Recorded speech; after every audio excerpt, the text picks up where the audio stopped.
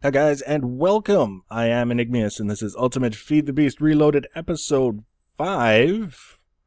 Doing a bit of a tour today. I've been kind of all over the place working on a bunch of different projects, slowly getting our infrastructure into place, and slowly is not necessarily a bad thing because I'm enjoying it, and I'll kind of work on something until I'm a little bit about working on it some more, and then I'll go work on another project. That seems to work best for me, but it makes it a little bit difficult to do one unified episode for the time being because we're in so many different places. Now, one of the places I've been is the Blulectriciy satellite, which you see right here. I think I've added some more kinetic generators since the last episode, and then I've also added this guy down here, and I took some time-lapse footage, which you can take a look at. So the whole idea here for this actually came from going through the Zycraft wiki, trying to get a feel for all the new blocks and what they do and how they work and all that other stuff. I was actually looking for the sake of just double checking some facts on the Zycorium soil that we're using in the farm area, and what I came across was the Zycorium ice blocks, which basically turn any water source blocks that touch them into ice. Now, when I've worked with thermopiles in the past, that was always one of the challenges, was I could make ice. That wasn't really a problem, but if I wanted to keep it in ice form, it always seemed that there was something working against me. It always wanted to melt, which means you go from 100 heat value, if you want to call it that, to 25 for having water. Sort of undermines the effectiveness of the whole setup, unless you want to just admit or, accept that it's going to melt and put 4 water blocks around each thermopile. So I've set myself up with an infinite water source block up here because I've only got like 4 buckets. And then it was time, once all of the ice blocks were in place, to get the thermopiles out. Lots and lots of thermopiles. 64 to be exact. Now, I wanted this many because I really need a stable core energy supply. You can see as the video progresses, you'll notice that the kinetic generators, the wind turbines, will slow down and speed up and slow down and speed up. They're not a constant supply of energy, and nor are the solar panels. Obviously, solar panels only work during the daytime. And here, you'll actually get probably the best example of what I'm talking about with the kinetic generators. See how they're slowing down? And eventually they slow down almost to a stop. Remember that this is 10 times normal speed, so if it's barely moving to your eye now, that gives you an idea of what's going on in-game. It's basically not moving at all. But once it's all done, this is basically it with all the lava in place on the thermopiles. I don't know if I could have made it more compact, to be completely honest. I don't even care. just being honest. But I'm happy with it, and so far, it seems to be doing actually a really good job. I've noticed a pretty substantial increase in how much energy is actually making its way down into the facility, where previously the system was waiting on batteries to charge because we were just not putting out enough energy. Now we're in a case, you can see these 2 kinetic generators, the batteries are actually full, and if we could go around to the thermopiles, I'm sure we would see something similar there. So far so good. We've still got some work to do. We're going to talk about that in a little while. But yeah, lots and lots of lava and ice. Zycorium ice blocks are pretty handy for this. I can't see setting up thermopiles without them ever again.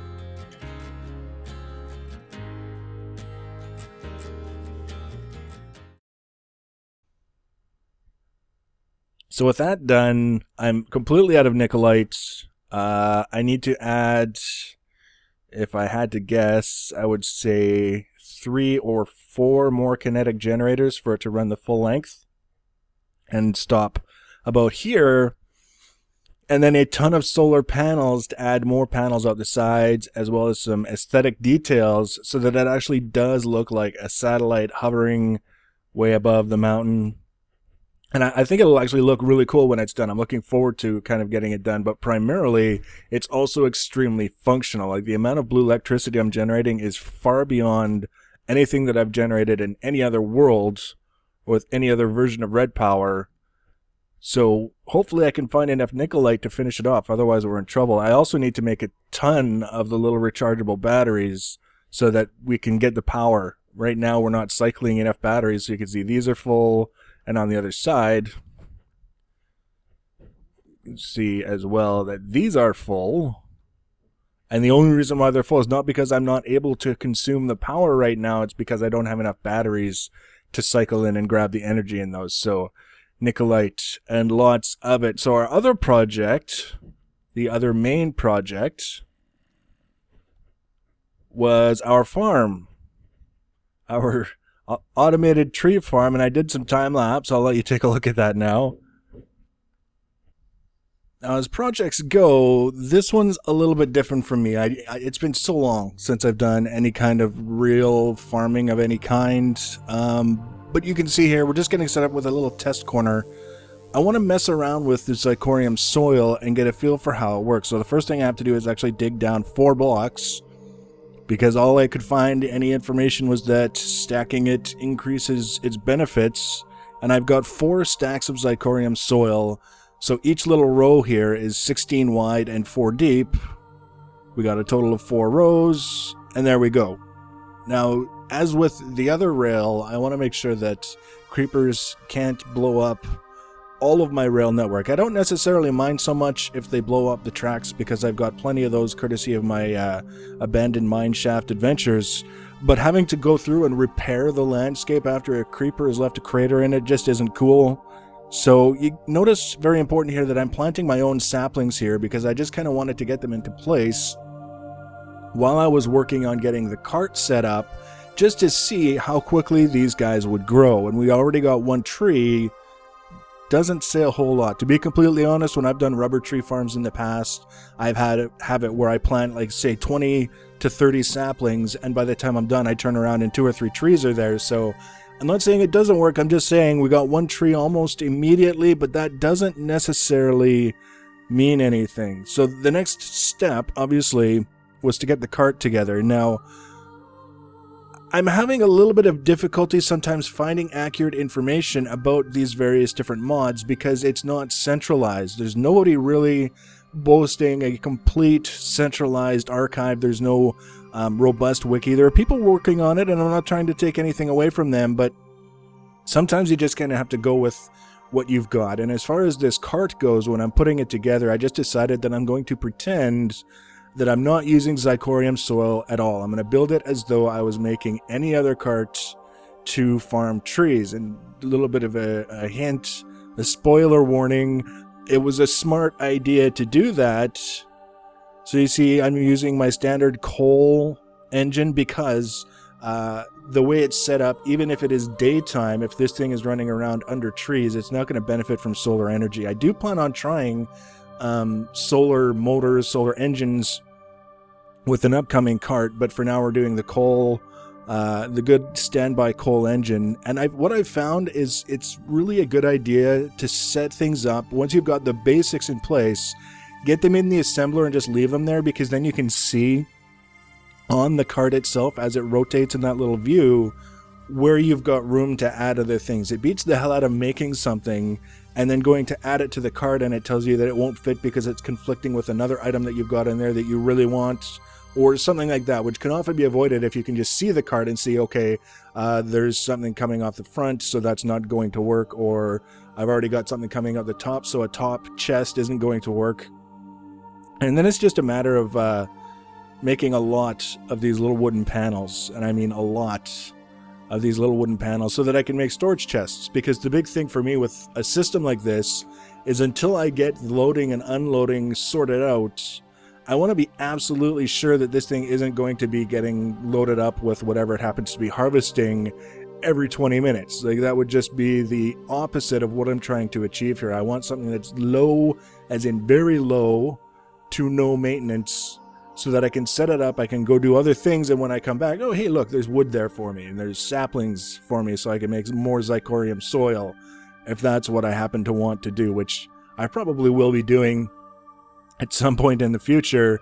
And then you can see I add the chests, the side chests, they go on the side. I've still got the top available, so we start looking at the internal chest and the top chest and all that other stuff to make sure that this guy can harvest wood all day long and not feel bloated on logs. Because if I ate logs for 24 hours a day, I'd probably feel pretty bloated too.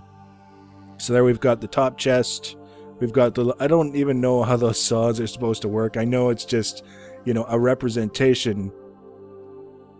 And then the build. Now, I've learned that it's usually a good idea, for the sake of your own sanity, to leave and then come back. And you can see I've only got about 90 seconds left. So now's the time to kind of figure out what I might need for the cart, specifically bone meal for the fertilizer and coal coke, because I don't feel like making tin cells and going to the lava pool and getting lava cells. And I don't really have any use for the coal coke. So it worked out pretty well. Grab it, make sure we got everything, which is not a whole lot. It's not like we need arrows. We don't have a shooter on it. And the cart's done. Hooray. It's got all the bits and pieces on that I wanted. And then it's just a matter of getting it onto the track. All of our trees sprouted up. There we go. Tip of the day, always add your other stuff before the fuel so that the cart doesn't pull away from you while you're trying to add everything else. Because it's got fuel and it doesn't care, it just wants to go. And you can see it does a pretty quick job. It pulls all the leaves off, gathers the saplings, cuts down all the wood, goes around, does its thing. As far as what it's doing right now, this is sort of exactly what I want. Now, the one thing that I realized, based on how quickly trees are popping up from the saplings and such, is that it's set up so that the trees seem to pop up alternately based on the spacing of the cart. Foreshadowing, notice that the cart isn't planting any saplings right now. Those are the ones that I planted. And as a tree is chopped down, usually one pops up right beside it because it's finally got room to grow. And then around and around and around it goes, chopping down the trees. So the cart works. The cart works. It does exactly what I want it to do, except it's not planting saplings. What a jerk.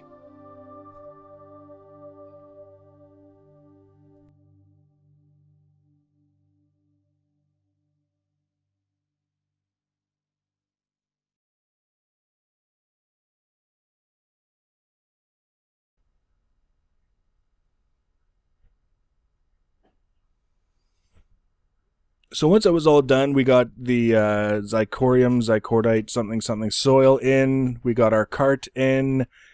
And I let it run for a while, and that's when I realized that, you know what?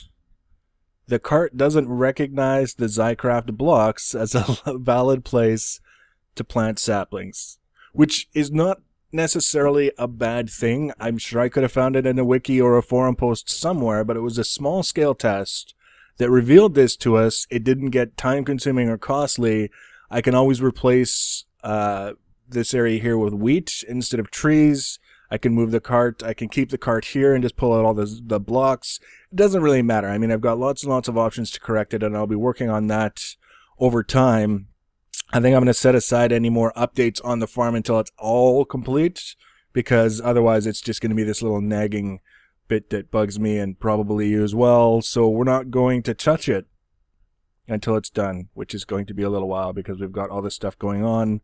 The one thing that I have to build another Steve's cart for the farming thing, the planting and harvesting of plants, and I'm curious to see if it'll work for flax, because it doesn't say so on the wiki for it. Oh, we'll find out. We'll find out. There's only one way to find out. You build the cart, you put the flax in it, and see what it does.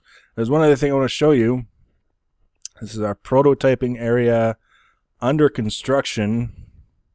If you had any doubts in mind that we'll be working on some large projects at some point in time, allow me to set those concerns at ease. This is, this area here has been primarily excavated with quarries, just using the default quarries and kind of moving them around to dig more and more. And then I come along with the mining laser and clean it up so that it follows the profile of the window for the most part. And now I've finally got a full-size quarry into place that is just barely under the ground level. You can actually see in the background there a little bit of sunlight peeking through because there was a pond that I barely clipped the bottom of when this guy was getting cleared out. You can see it's just about getting ready to start. The gantry is almost ready to start moving. It seems like it's been forever just clearing this out. But you get the idea. So we've got, we're going to have water, at least anyways, keeping the lava from stopping the quarry.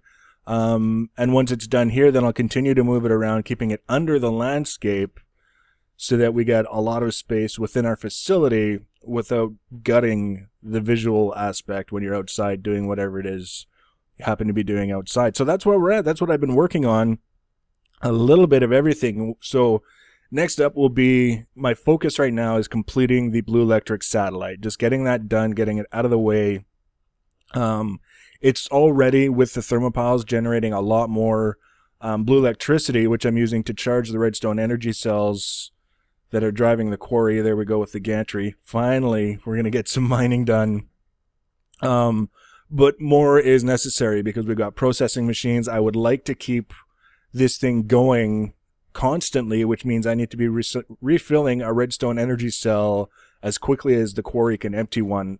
I think we're almost there. We're almost there, so that's what I'll be focusing on, and we'll take a look at that in the next episode. So I hope you're enjoying the series. I hope it's giving you some ideas, spur a little creativity so that you can do some different things in your world. So if you are not yet subscribed to my channel and want to be advised when I add a new video, the easiest way to do that is to subscribe to my channel.